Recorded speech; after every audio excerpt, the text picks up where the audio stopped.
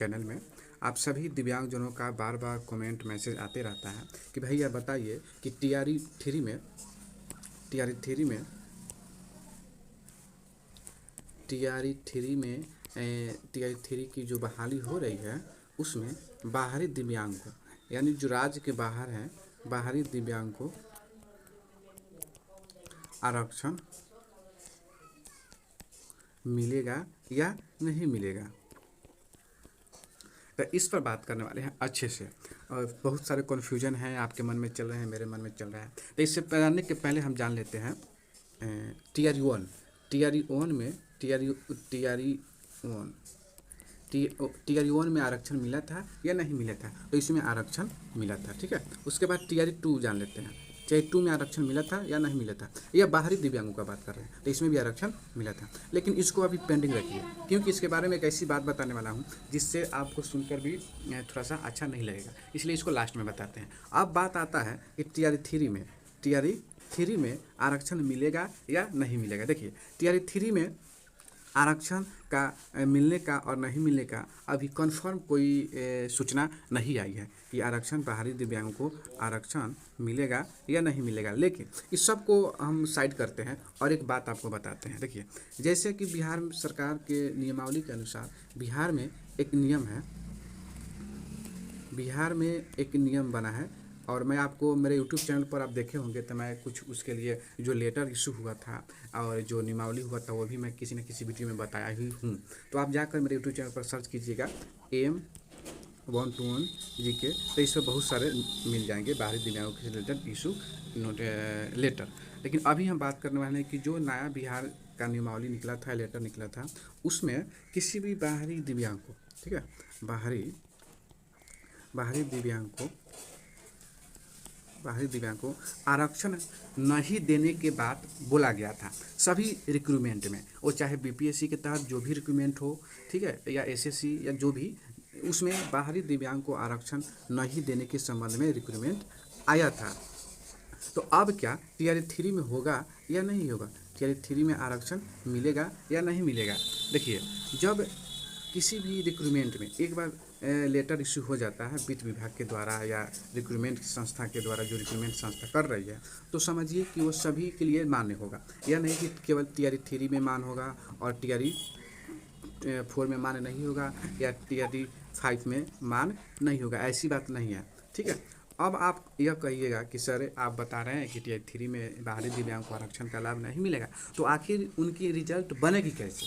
तो देखिए, उनकी रिजल्ट बनने की क्या बात है। देखिए, जैसे मान लेते हैं कि एक एग्जांपल के थ्रू समझते हैं, 100 सीटें हैं, तो आपको पता है कि इसमें जनरल के कितनी सीटें होंगे। तो इसमें जनरल के 40 सीटें होंगे और ईडब्ल्यूएस के 10 सीटें होंगी, और बाकी जो 50 सीटें बच रही हैं उसमें ईबीसी, एससी, एसटी जो है सो वो लोग आता है। चलिए, तो इसमें अभी महिला को छांट देते हैं, अभी महिला को नहीं लेते हैं, महिला को लेंगे तो फिर अब पेचीदा हो जाएगा। आपको डायरेक्ट समझने के लिए इतना जानिए कि जनरल का 40 सीट है, ईडब्ल्यूएस का 10 सीट है। तो ईडब्ल्यूएस में भी आप लोग नहीं आइएगा, क्योंकि यह अब मूलतः बिहार के निवासियों के लिए हो गया है, ठीक है। तो अभी आप केवल जनरल, देखिए मान लीजिए कि जनरल के 40 सीट है, तो इस 40 सीट में ही आपका रिजल्ट बनने की पूरी संभावना है, इसी 40 सीट में बनेगा। मान लीजिए कि 80,000 सीट है, 80,000 में 40,000 तो महिला है, तो 40,000 में 40% के हिसाब से कितना होगा, 4 चौका 16। जनरल के कितनी सीटें हो गई, 40,000 के 40% के हिसाब से 4 चौका 16,000। इस 16,000 सीट में आप पुरुष के लिए बोलें, पुरुष के लिए, महिला का अलग है, ठीक है ना। तो इसी में आपका रिजल्ट बनेगा, इसमें आपका रिजल्ट मिलेगा, बनेगा इसी 16,000 में बाहरी दिव्यांगों को। और जो स्टेट के दिव्यांग हैं, जो सिर्फ बिहार के मूल निवासी हैं, उनको जो है सो वो जिस आरक्षण में आएंगे, जिस कोटि में आएंगे, मान लीजिए कि कोई दिव्यांग है वो ओबीसी में आ रहे हैं, कोई एससी में आ रहा है, कोई एसटी में आ रहा है, कोई ईडब्ल्यूएस में आ रहा है, या कोई जनरल में ही आ रहा है, या कोई जो है सो ईबीसी में आ रहा है, क्योंकि बिहार में ईबीसी भी आरक्षण लागू है। तो इसमें जैसे ओबीसी के मान लेते हैं कि 100 सीट है, ठीक है, मान लेते हैं कि सब के 100 सीटें हैं। एक एग्जांपल के थ्रू समझते हैं ताकि आसानी हो जाए, समझने के लिए आसान लगे। सब में 100 सीट है। अगर कोई बिहार के दिव्यांग हैं तो वह ओबीसी से आते हैं, और ओबीसी के 2 कैंडिडेट हैं, तो इनको ओबीसी के सीट में से ही 2 आरक्षण का लाभ मिलेगा। अगर एससी के 4 दिव्यांग हैं या दिव्यांग कैंडिडेट हैं, ठीक है, यहाँ समझिएगा। तो इनको एसी सीट से, यानी 100 सीट है तो इसी 100 में सीट में से इनको 4 सीट आरक्षण दिया जाएगा और बाकी जो सीटें हैं 96 वह एसी कैटेगरी के जो भी स्टूडेंट होंगे उनके लिए होंगे। तो सभी कैटेगरी में इसी तरह ही होता है। जिस कैटेगरी में जो दिव्यांग होंगे उनको उसी कैटेगरी में लाभ दिया जाता है, उन्हीं कैटेगरी में सीटों की संख्या आरक्षित रखी जाती है, यानी रिजर्व रखी जाती है। तो मान लीजिए तो इस हिसाब से भी देखा जाए तो आप जनरल में काउंट होंगे। पर छोड़िए, अभी दिव्यांगता की बात नहीं करते हैं, दिव्यांगता के बाद में कर देंगे।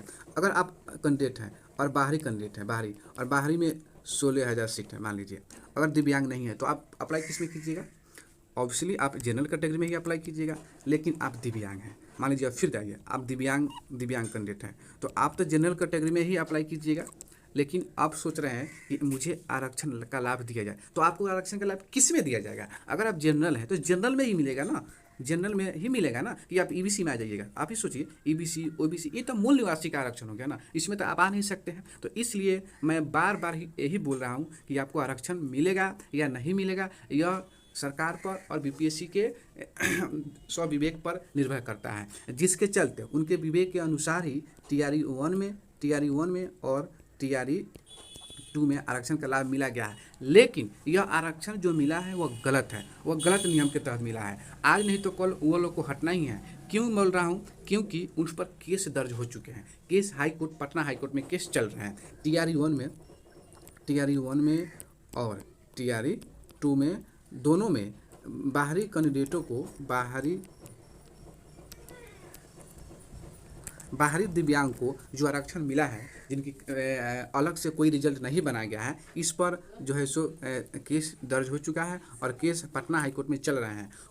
इनकी डिग्री भी हो जाएगी। क्यों डिग्री हो जाएगी? कि स्पष्ट रूप से मैंने आपको बता दिया कि जो बाहरी दिव्यांग है, जो स्टेट से बाहर के हैं, जो बिहार के बाहर के हैं, अगर वो दिव्यांगता नहीं है तो जनरल में भरते हैं। फिर दिव्यांगता है फिर भी किस कैटेगरी में अप्लाई करेंगे? जनरल कैटेगरी में ही अप्लाई करेंगे ना। अगर आप ओबीसी में अप्लाई कर दीजिएगा, एसी में अप्लाई कर दीजिएगा, एसटी में अप्लाई कर दीजिएगा, ऐसे तो आप जनरल में ही अप्लाई कीजिएगा। लेकिन आपका रिजल्ट अगर ओबीसी, एससी, एसटी का सीट आपको दे दिया जाएगा तो मिलाइए जो बिहार के मूल निवासी है उनको तो दिक्कत हो जाएगा ना। आप ही सोचिए, अपने दिमाग से सोचिए कि जब आरक्षण दिया जाती है तो हम लोग का जो आरक्षण है दिव्यांग लोगों का, वो तो उनके कैटेगरी में ही सीटें आरक्षित होती है। तो आप जनरल में हैं, जनरल में आते हैं तो आपको तो जनरल में ही आरक्षण मिलनी चाहिए ना, जनरल के सीट में ही आरक्षण मिलनी चाहिए, क्योंकि ये बाहर के हैं। तो और जनरल में भी मान लीजिए अब कट ऑफ पर आ जाते हैं। जनरल कैटेगरी में मान लीजिए कि जनरल लोगों का 80 कट ऑफ है और आपका 78 है, तो आपका होगा या नहीं होगा, इसको भी अच्छा से समझ लीजिए। जैसे मान लीजिए जनरल का 80 कट ऑफ है, ओबीसी का 70 कट ऑफ है, एससी का 65 कट ऑफ है, या ईबीसी का जो है सो ईबीसी का 65 कट ऑफ है। तो ये सब कट ऑफ बात एग्जाम्पल के थ्रू समझा रहे हैं, ये सब कट ऑफ है। और आप दिव्यांग हैं तो आपका मान लीजिए कि 68 है, इसमें आपका 60 है, इसमें आपका 62 है। तो इस कैटेगरी में तो आपका आया नहीं नंबर, आपको तो इस कैटेगरी नंबर आया, तो आपका रिजल्ट बनेगा या नहीं बनेगा, इसको भी एक बार समझ लीजिए।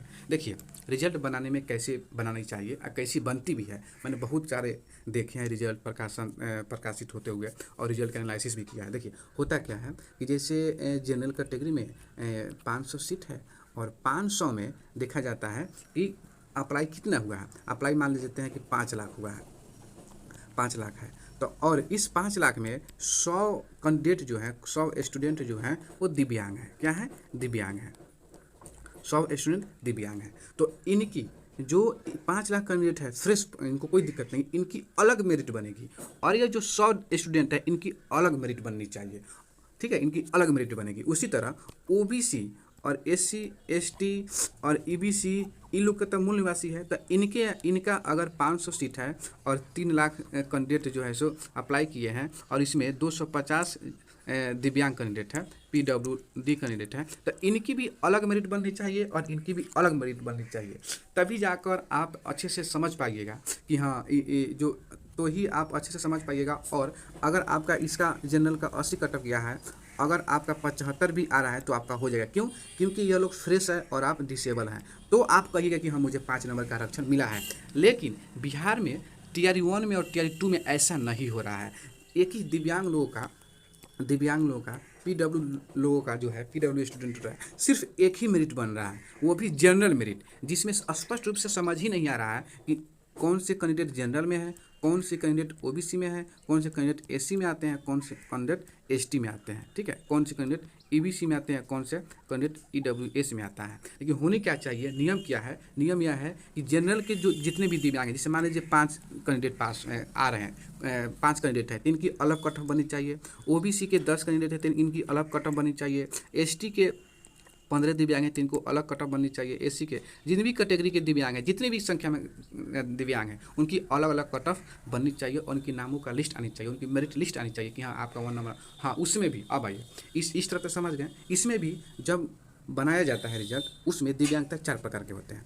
OH आप जानते हैं, OH, उसके बाद VI, HH और DD, ठीक है। हो सकता है कि यह कोड आपके यहाँ कहीं अलग अलग नाम से जाना जाता हो, लेकिन यहाँ इसमें 4 कैटेगरी आती है। अब OH का भी रिजल्ट अलग होनी चाहिए, इसकी भी कट ऑफ अलग होनी चाहिए, और VI का भी कट ऑफ अलग होनी चाहिए, HH का भी कट ऑफ अलग होनी चाहिए, और DD का भी कट ऑफ अलग होनी चाहिए। क्यों? क्योंकि OH का कैंडिडेट जो है वह उनकी अलग संख्या होती है, वो अलग तरह के एग्ज़ाम देते हैं। VI की भी संख्या अलग होती है, वो अलग तरह के एग्ज़ाम देते हैं। HH का भी अलग तरह के एग्ज़ाम देते हैं।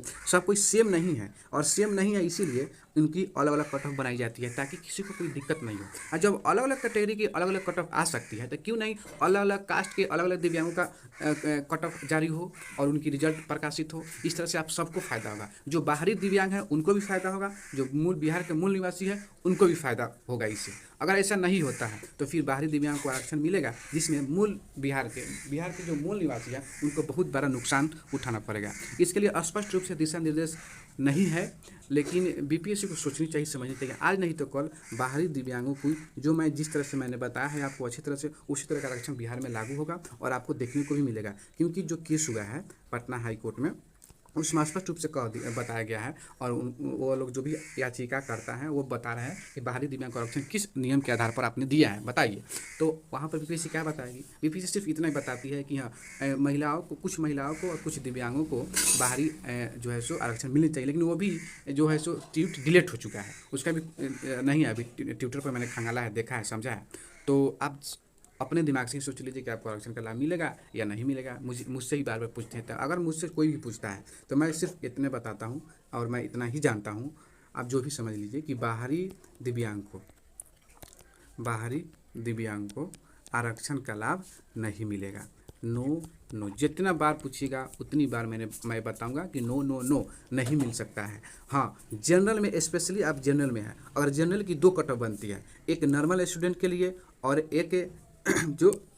एक दिव्यांग कैटेगरी के लिए, तो वही आपको कुछ फ़ायदा मिल जाएगा 2 नंबर, 4 नंबर, 5 नंबर की। लेकिन अगर दिव्यांगों की 1 कट ऑफ निकलती है, यानी 4 कट ऑफ निकलती है, ऐसे OH का अलग, VI का अलग, DD का अलग, ऐसे तो 4 कट ऑफ बनती है तो आपको आरक्षण नहीं मिलेगा। और लेकिन 4 के जगह पर 8 कट ऑफ बने, क्योंकि सभी जनरल का अलग और यानी 5 जनरल, 8 4 जनरल का 4 कैटेगरी में अलग अलग बने, और इसका भी आरक्षण का सब 8 कट ऑफ बनती है, तो जाकर आपकी आरक्षण का लाभ मिल जाएगा 2-4 नंबर का। लेकिन ऐसे अगर सिर्फ 1 कट ऑफ निकलती है, 4 कट ऑफ निकलती है, यानी OH का, VI का, DD का, HH का, MD कैटेगरी का, तो आरक्षण का लाभ नहीं मिल सकता है। अगर गलती से मिल गया, हो सकता है कि बीपीएससी ने दे भी दिया तो उस पर भी केस होगा, क्योंकि बिहार के जो मूल दिव्यांग हैं वो तो छोड़ेंगे नहीं। आप लोग कितना भी कुछ कर लीजिए, क्योंकि आप मान लीजिए आप अपने ही स्टेट में ऐसा होता है तो आप सॉन्ग कीजिएगा, नहीं कीजिएगा आप केस कीजिएगा। तो उसी तरह बिहार में भी है, बिहार के जो भी दिव्यांग हैं वो केस किए हुए हैं, और आप लोग बार बार पूछते रहते हैं, तो मैंने सोचा कि एक वीडियो बना ही दूँ तो आपको बता दूँ। तो बाहरी जो भी दिव्यांग कैटेगरी दिव्यांग स्टूडेंट हैं वो यह मान कर चलिए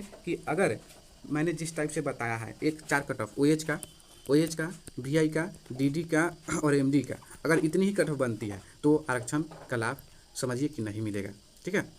लेकिन इसके अलावा फिर जनरल के में भी OH, VI, DD, MD बनेगा तो मिल सकता है 2-4 नंबर का। यही फार्मूला है, यही मुझे जानकारी है। अगर इससे अधिक जानकारी आप रखते हैं तो कमेंट में जवाब दे दीजिएगा, कमेंट में बता दीजिएगा। तो आज के लिए इतना ही रखते हैं। जय हिंद, जय भारत, जय हिंद।